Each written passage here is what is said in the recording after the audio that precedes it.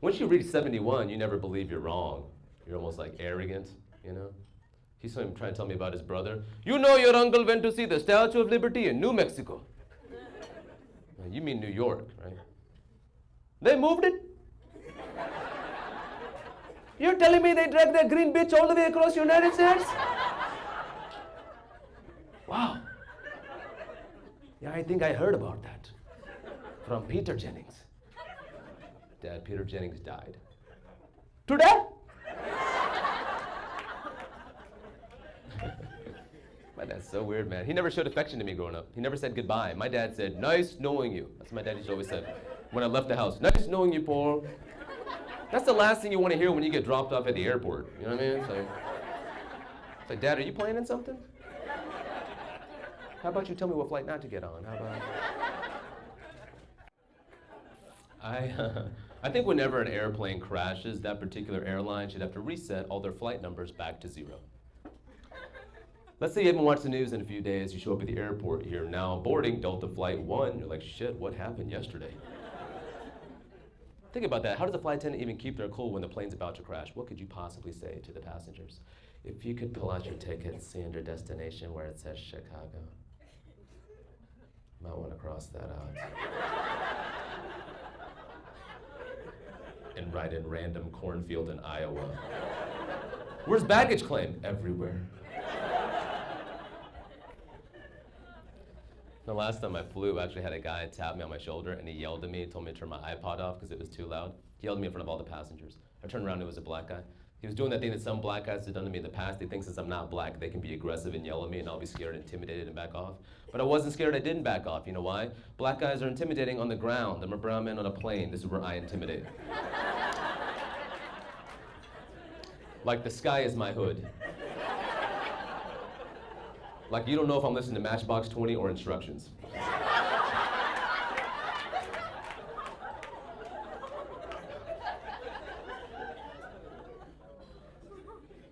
Because here's the thing, man, if English is not your first language, it's a really, really difficult language to learn. There's so many little tiny details. Up until about a few months ago, my dad actually thought that the words passed out and passed away meant the exact same thing. And nobody told me this. He came up to me a year ago, boy, your mother passed away.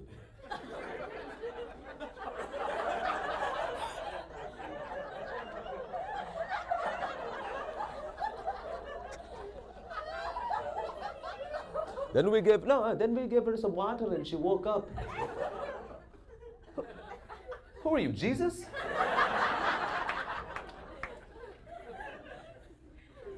I had the exact same problem happened to me today. I went to this Indian grocery store and I bought a bundle of 6 bananas and I wanted to know when they were going to spoil. So I asked the Indian guy at the register, hey, how long will these last? Okay, you have 6 bananas, you eat 2 a day, will last 3 days.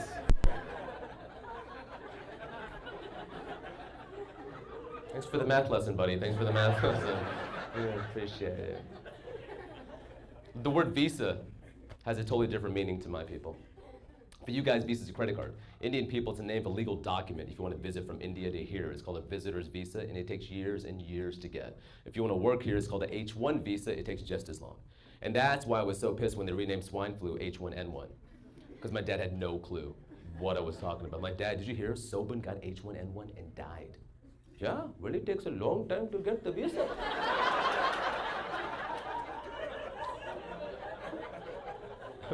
I'm hoping my cousins in India know what they're calling swine flu. I don't want them getting excited for the wrong reasons, you know what I mean? You hear the good news? I'm coming to America. It says right here, I got H1N1, yeah.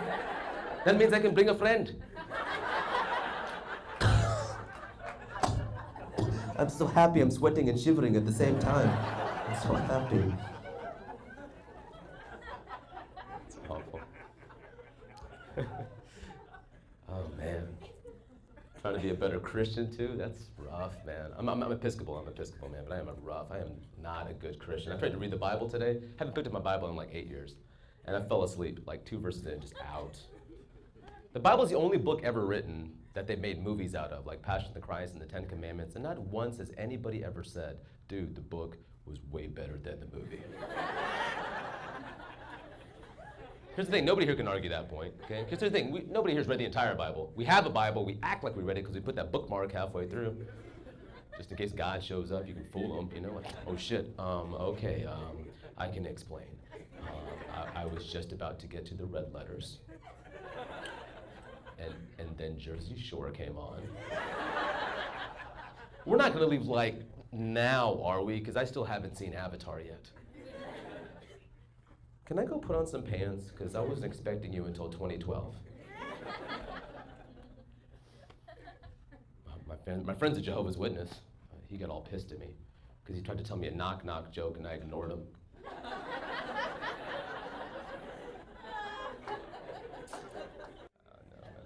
Oh, no, man. I went to a Catholic funeral recently.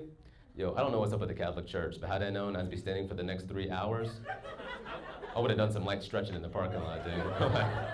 We're 2 hours in, I see the dude laying in the coffin, I'm like, you lucky bastard. He has a pillow.